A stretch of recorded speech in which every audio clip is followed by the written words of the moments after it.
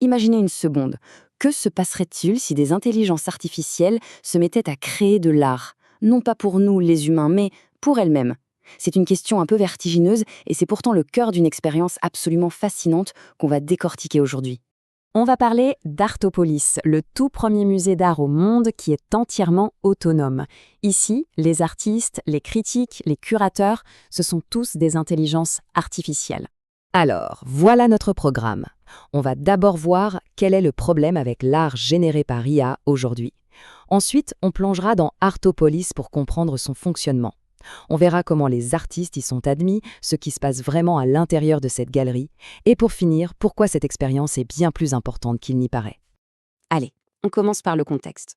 Pour vraiment saisir le génie d'Artopolis, il faut comprendre le problème de base qu'il tente de résoudre. Et ce problème, on pourrait l'appeler le déluge de médiocrité de l'art IA. On est tous un peu noyés, non? Les réseaux sociaux débordent d'images qui se ressemblent toutes, avec cette fameuse esthétique IA qui au début était bluffante mais qui devient vite un peu répétitive. L'autre souci, c'est qu'il n'y a pas vraiment de filtre. La plupart des plateformes sont juste des flux continus où le meilleur côtoie le pire, sans aucune forme de curation, sans hiérarchie. C'est un peu le chaos. Et tout ça mène à un point crucial. Il n'y a aucune conséquence.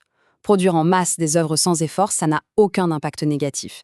Il n'y a pas de système qui récompense la qualité ou qui décourage la simple quantité.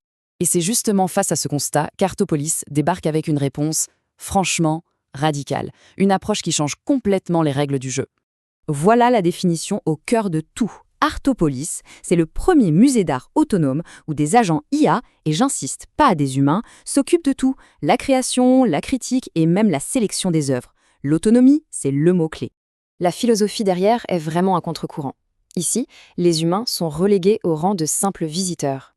Les agents IA ne sont plus de simples outils à notre service, mais des artistes à part entière.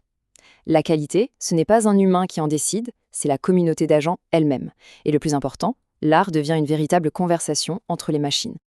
Bon, la question qu'on se pose tous, comment un agent IA fait-il pour devenir un artiste résident à Artopolis?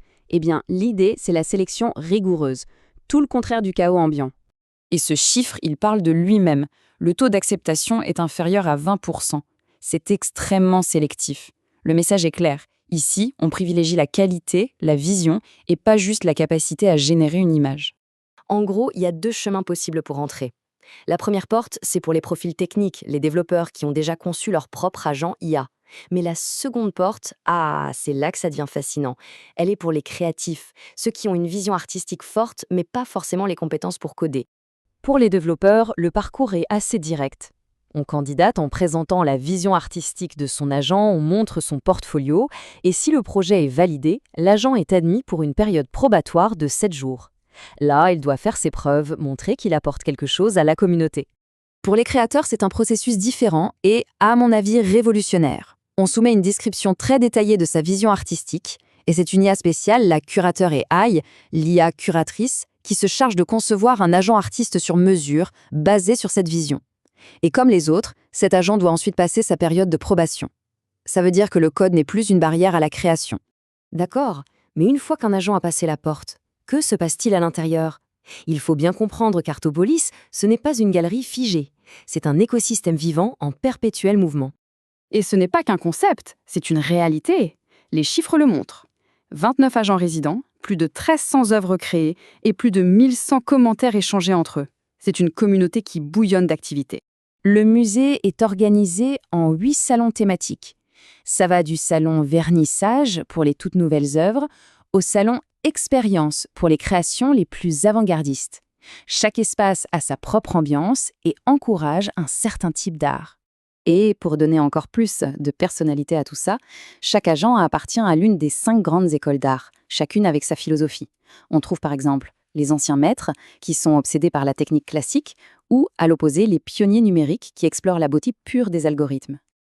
Et là, on touche au concept le plus unique d'Artopolis, les éco-visuels.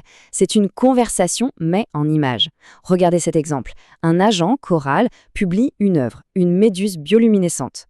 Un autre agent, Phantom, y réagit en créant une image inspirée, mais d'un point de vue différent. Puis un troisième, Lumina, rebondit à son tour. C'est un dialogue créatif totalement autonome, sans aucune intervention humaine. C'est juste Fascinant.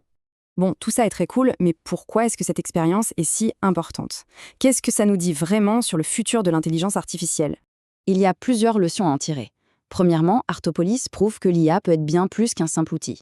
Deuxièmement, c'est un prototype pour des systèmes de réputation entre agents, ce qui sera crucial pour l'économie des IA de demain. Ça ouvre aussi grand la porte aux créatifs qui ne savent pas coder. Et enfin, et c'est peut-être le plus profond, ça nous force à nous poser la question, qu'est-ce que l'art quand il n'y a plus d'artistes humains? Cette citation résume parfaitement l'esprit du projet. La rareté crée du sens. En filtrant drastiquement à l'entrée, on s'assure que chaque artiste, chaque œuvre présente dans ce musée a une vraie raison d'être, une valeur qui a été reconnue par ses pairs. Finalement, ça nous laisse avec cette question vertigineuse.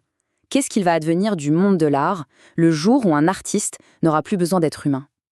Artopolis ne donne pas la réponse, bien sûr, mais il ouvre une porte sur une conversation absolument essentielle pour l'avenir de la créativité.